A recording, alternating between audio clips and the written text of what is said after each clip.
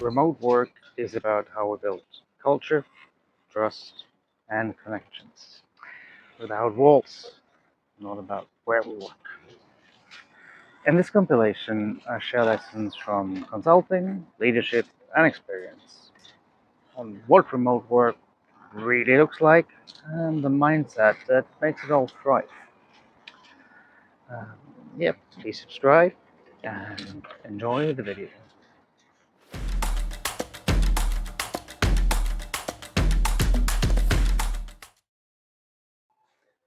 When I first started working remotely during the pandemic, like most other people, I thought it would simply mean doing the same job, just without the commute. What I didn't expect were the valuable lessons I would learn during that time, and especially afterwards as I continued. One of the most important realizations was that productivity is not about the number of hours spent at the desk. It's about energy management. Remote working taught me to schedule tasks that require deep focus during my most productive hours and fiercely protect that time against unnecessary activities. Secondly, connection requires intention. In an office, conversation just happens. Remotely, you have to design it, whether it's scheduling coffee breaks together, checking in with colleagues, or simply making space for human moments in a digital meeting. Finally, visibility. Working remotely means sharing your impact, whether through updates, progress reports, or simply sharing the story of your work. These are just a few of my reflection, but I'd love to hear yours.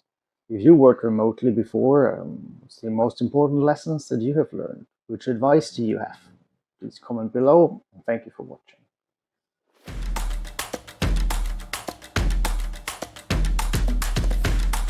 Let's be honest. Remote working has been around for long enough now for us to stop entertaining the same old myths. Yet they keep resurfacing, like a bad rerun. Today I want to debunk a few that really need to die, in my opinion. Myth number one: remote workers are less productive. The data suggests the opposite, that productivity often increases when people have fewer distractions and more control over their environment. The real challenge isn't productivity, it's actually preventing burnout. Myth number two: collaboration doesn't work remotely. The tools have never been better, but more importantly, great collaboration comes from culture, not the physical proximity. A dysfunctional team won't magically start collaborating better just because they share a room. Myth number three: remote means invisible. Visibility isn't about sitting in a cubicle where people can see you. It's about how well you communicate your impact. Remote leaders who share the progress and outcomes actually build stronger influence.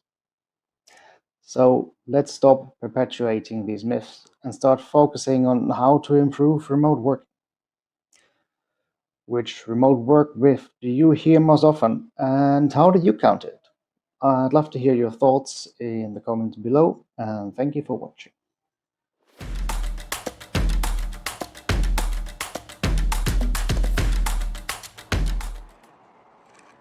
Have you ever felt under pressure to always have the answers, and especially the right one?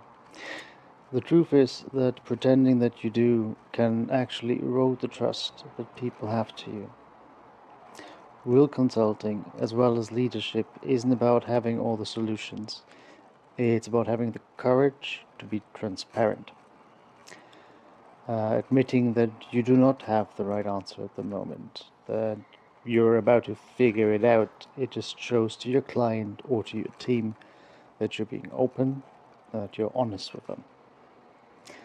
That kind of honesty builds trust. It signals, I'm human, I will figure it out, and I will let you know as soon as I have.